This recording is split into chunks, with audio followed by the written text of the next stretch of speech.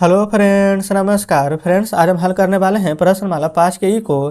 कल फ्रेंड्स हमने यहाँ पर प्रश्नमाला 5 के ई में 1 से लेकर के फ्रेंड्स यहाँ पर 10 नंबर तक के प्रश्न को हल करा दिए थे। तो अगर फ्रेंड्स वीडियो नहीं देखे हैं तो एक बार जाके जरूर से देख लें।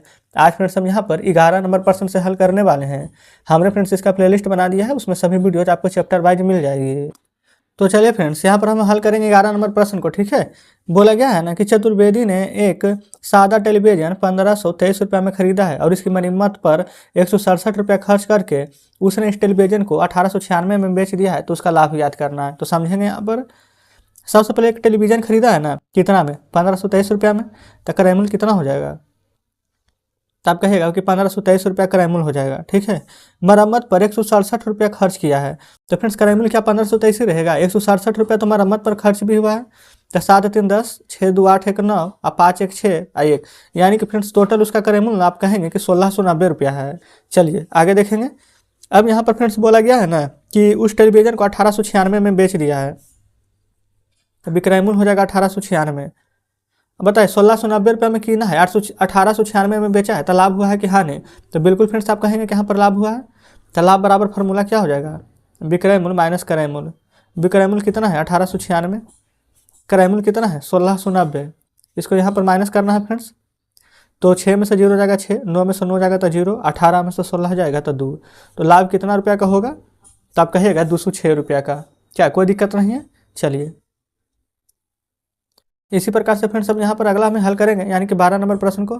तो बोला गया है ना कि यहाँ पर किसी व्यापारी ने 175 रुपये प्रति किलोग्राम भाव से 16 किलोग्राम शुद्ध घी में 140 रुपये प्रति किलोग्राम भाव वाला 4 kg वनस्पति घी मिला दिया। तो कुल मिश्रित घी को उसने शुद्ध घी कहकर 180 रुपये प्रति किलोग्राम के दर से बेच दिया है। तो उसे कितना रुपया का लाभ हुआ है? तो क्रयमूल्य यहाँ पर समझिएगा कैसे निकालेंगे हम। 175 रुपये के दर से 16, तो पहले यहाँ पर लिखेंगे 175 गुने 16। इसको यहाँ पर गुना कीजिएगा ना तो प्राप्त हो जाएगा 2800 रुपया। अगला 16 किलोग्राम के दर से 140 किलोग्राम। ये फ्रेंड्स मतलब कि 16 किलोग्राम वाला यही है, घी है 16 ही, लेकिन एक को 175 रुपये से बेचा और उतना 16 किलो का है फ्रेंड्स यहाँ पर एक 140 रुपये में ही बेचा। तो 140 रुपये किलोग्राम के दर से कितना? तो 4 kg। 175 के साथ था ना 16, तो गुना किए, 140 से है 4, तो 140 गुने 4, तो 14 चौके यहाँ पर हो जाएगा 56, 560 रुपया। अब दोनों को ऐड कर लेंगे ना तो हमें क्रयमूल्य निकल कर आ जाएगा पूरा कितना है। तो 2800 में फ्रेंड्स यहाँ पर 560 रुपया ऐड कीजिएगा ना तो 3360 रुपया आपको प्राप्त होगा। तो जो कि यहाँ पर यहाँ क्रयमूल्य होने वाला है। अभी क्रयमूल्य कितना है तो देखिएगा, पूरा को बोला है ना कि शुद्ध घी है। अभी क्रयमूल्य कितना हो जाएगा यहाँ पर तो देखेंगे 180 रुपये प्रति के दर से। तो 180 में 20 से यहाँ पर आपको गुना कर देना है। अब आप सोचेंगे यहाँ पर कि हमने फ्रेंड्स यहाँ पर 20 से ही गुना क्यों किया है। तो यहाँ पर देखिएगा 16 kg घी यहाँ पर था ना, 16 kg शुद्ध घी, 4 kg वनस्पति घी। तो 16 kg या 4 kg दोनों को ऐड कर देंगे तो 16 4 कितना kg हो जाएगा? तो 20 kg ही ना होगा। तो इसलिए फ्रेंड्स दोनों 20 kg के ही यहाँ पर हम बेचने वाले हैं। तो 180 के दर से 20 kg बेचेंगे तो 18 दूनी के 36, 1 0 यहाँ, 1 0 यहाँ, टोटल 2 0। तो यानी कि विक्रयमूल्य हो जाएगा 3600 रुपया। क्या कोई दिक्कत है? तो कोई दिक्कत नहीं है। अब फ्रेंड्स यहाँ पर लाभ हुआ कि हाँ नहीं, तो देखिए 3600 रुपये में बेचे हैं, कीमत होते 3360 में ही, तो लाभ हो जाएगा। लाभ बराबर फार्मूला फ्रेंड्स आपको पता है, विक्रयमूल्य माइनस क्रयमूल्य। इस बार फ्रेंड्स यहाँ पर लिख नहीं रहे, डायरेक्ट हल कर देंगे। 3600 माइनस 3360।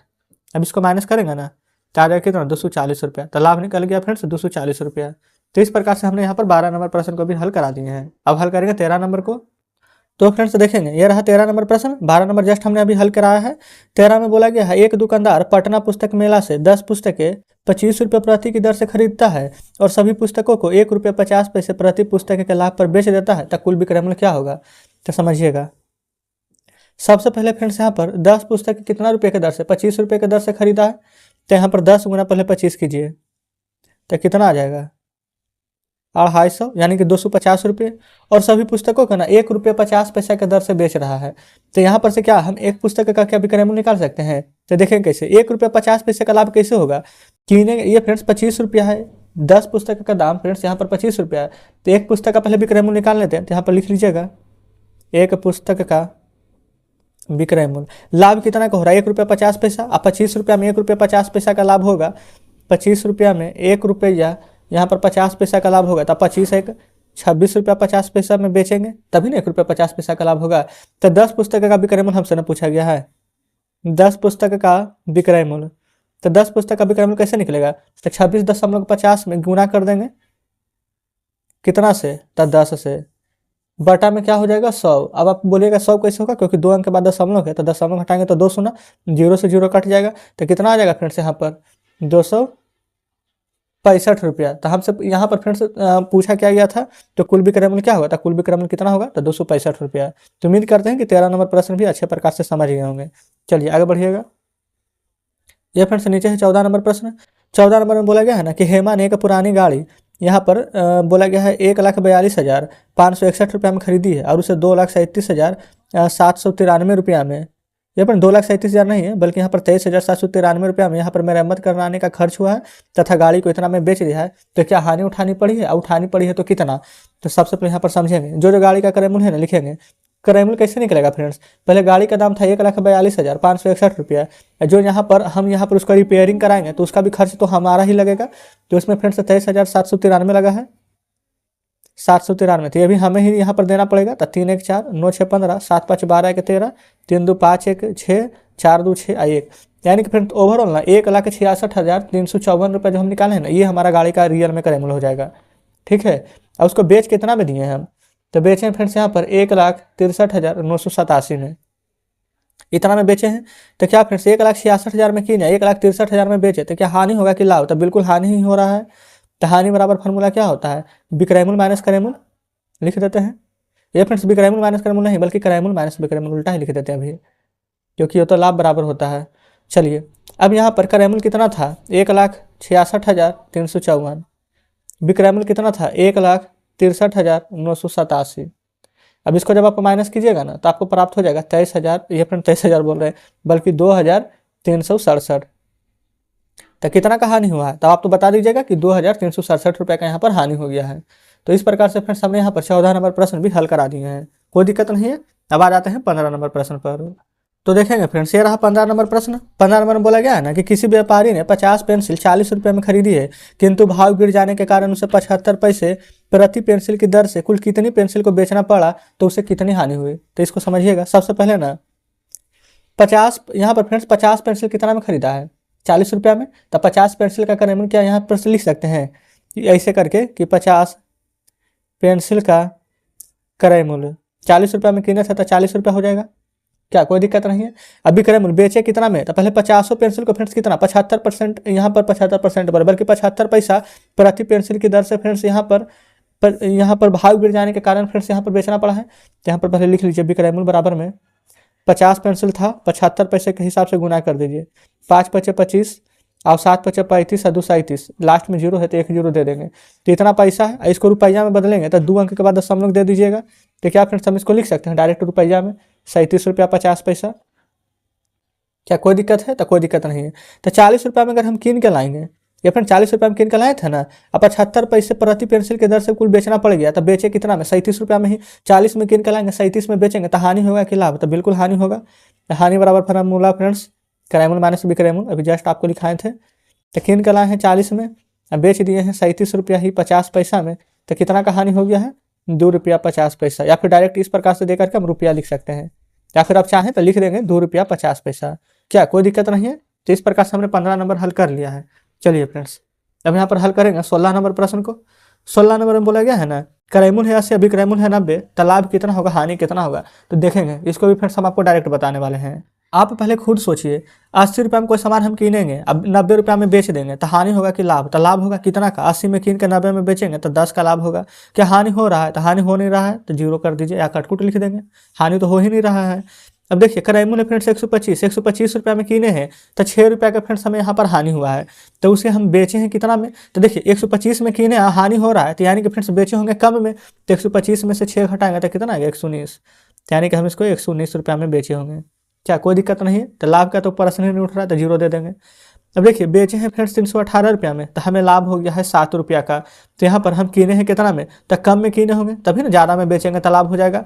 तो 718 में 7 घटाइए तो 8 में से 7 जाएगा तो 1, यानी कि फ्रेंड्स हम 311 रुपया में कीने होंगे तभी ना यहाँ पर 318 में बेचे हैं, तो 7 रुपया का लाभ हुआ है, हानि तो नहीं हुआ है, तो 0 दे देंगे। अब 412 रुपया में फ्रेंड्स हम बेचे हैं ना, तो हमें 10 रुपया का हानि हुआ है, तो इसका मतलब फ्रेंड्स कि क्रय मूल्य हमारा यहाँ पर ज़्यादा होगा, यानी कि फ्रेंड्स हम कीन के लाए होंगे ज़्यादा रुपया में, बेच दिए हैं कम ही में, तभी ना हानि होगा। तो देखिए, तो 412 में 10 को यहाँ पर जोड़ देंगे तो कितना आ जाएगा 422, यानी कि 422 रुपये का सामान था, हम बेच दिए हैं 412 रुपया में ही, तो 10 रुपये का हानि हो गया है। लाभ, तो लाभ तो फ्रेंड्स कुछ हुआ ही नहीं है। क्लियर है इस प्रकार से यहाँ तक। चलिए आगे बढ़िए। 17 नंबर में बोला गया है ना कि एक फल बेचने वाले ने 25 किलोग्राम सेब खरीदे हैं, कुल सेब 35 रुपये प्रति किलोग्राम के दर से बेचने पर ना 125 रुपये का लाभ हुआ है। तो बताइए सेब किस दर से खरीदा गया था। तो चलिए समझते हैं 17 नंबर को। देखेंगे फ्रेंड्स, यहाँ पर हम बना रहे हैं 17 नंबर को। जैसा इस प्रश्न में बोला गया है ना 25 केजी सेब है ना, लिख देंगे 25 केजी सेब का, ये फ्रेंड्स 25 केजी सेब का क्या निकाले हैं, यहाँ पर सेब खरीदा गया है कितना, तो 35 रुपये प्रति किलोग्राम के दर से। तब 25 केजी सेब का यहाँ पर विक्रय मूल्य निकाल दीजिए। तब 25 गुना 35 रुपये के दर से, तो 25 गुना 35 कर दीजिएगा, क्या कोई दिक्कत नहीं है। अब 25 गुना 35 यहाँ पर करेंगे तो 875 प्राप्त होगा, तो लिख दीजिएगा 875 रुपये। ठीक है। क्रय मूल्य बराबर फार्मूला क्या होता है, विक्रय मूल्य माइनस में लाभ। तो बेचे हैं कितना में, 875 में, लाभ कितना का हुआ था, तो 125 रुपये का। तो 875 माइनस 125, अब 875 में से 125 घटाएगा ना, तो 750 रुपये का फ्रेंड्स लाभ हुआ है। रुपया में तो 750 का लाभ हुआ है। अब आगे पढ़िएगा, तो बोला गया था एक फल बेचने पर 25 किलोग्राम सेब खरीदा, 35 रुपये प्रति किलोग्राम की दर से बेचने पर 125 रुपये का लाभ हुआ है। ठीक है। तो बताइए कि सेब किस दर से यहाँ पर खरीदा गया था। तो सेब का फ्रेंड्स यहाँ पर दर हमें निकालना है। तो देखिए 750 यहाँ पर रुपया निकला है ना, तो लिखेंगे 750। सेब किने थे कितना, तो आप कहेंगे 25 केजी, तो 25 से भागा दे दीजिए, तो कितना आ जाएगा 25 या 75, तो 30 रुपये। तो सेब किस दर से किना गया था, तो यहाँ पर आप लिख सकते हैं 30 रुपये प्रति किलो की दर से। तो इस प्रकार से फ्रेंड्स हमारा 17 नंबर का आंसर आ गया। फिर से आप समझ लीजिए, पहले 25 केजी सेब का विक्रय मूल्य देखेंगे, यहाँ पर 25 केजी सेब का विक्रय मूल्य बोला गया था। पहले सेब खरीदे हैं, आप 35 रुपये किलो के दर से बेचे हैं, तो 25 गुना 35 यानी कि फ्रेंड्स 875 रुपये का हम सेब बेच दिए। ठीक है। अब 875 रुपये का सेब बेचे हैं, तो हमें यहाँ पर ना 125 रुपये का लाभ हुआ है। 475 में से अगर 125 रुपये जो लाभ हुआ उसको घटा देंगे तब पता चल जाएगा ना कि अच्छा सेब का दाम था 750, यानी कि 750 रुपये हम किन कर लाए, अब 875 में बेच दिया, तभी ना 125 का लाभ हुआ है। आप कहेंगे बिल्कुल सही, लेकिन बोला गया था ना कि ये नहीं बताइए, बताना है कि सेब किस दर से किने थे हम तो बेचे हैं 35 रुपये के दर से, लेकिन फ्रेंड्स हम खुद यहाँ पर कितना के दर से किने, तो 750 रुपया था ना, तो 750 25 रुपये, यहाँ पर 25 केजी सेब था तो 25 से भागा दे देंगे, तो पता चल गया है कि 30 रुपये केजी के दर से हम किने हैं और 35 रुपये केजी के दर से हम यहाँ पर बेचे हैं। ठीक है। तो इस प्रकार से फ्रेंड्स हमने यहाँ पर 17 नंबर प्रश्न भी हल करा दिए हैं। अब आगे बढ़ के देख लेते हैं यहाँ पर क्या 18 नंबर प्रश्न है कि नहीं। तो फ्रेंड्स बिल्कुल यहाँ पर 18 नंबर कोई भी प्रश्न नहीं है। ठीक है। अब हमारे यहाँ पर से नेक्स्ट चैप्टर यहाँ पर शुरू हो जाएगा। तो इस प्रकार से फ्रेंड्स आप कह सकते हैं कि आज हमने यहाँ पर प्रश्नमाला 5 की का जितने प्रश्न दिए गए थे सभी को हल करा दिए हैं, और उम्मीद करते हैं फ्रेंड्स कि 1 से 17 तक में कोई भी ऐसा प्रश्न नहीं होगा फ्रेंड्स जो कि आपको यहाँ पर दिक्कत हो रहा होगा।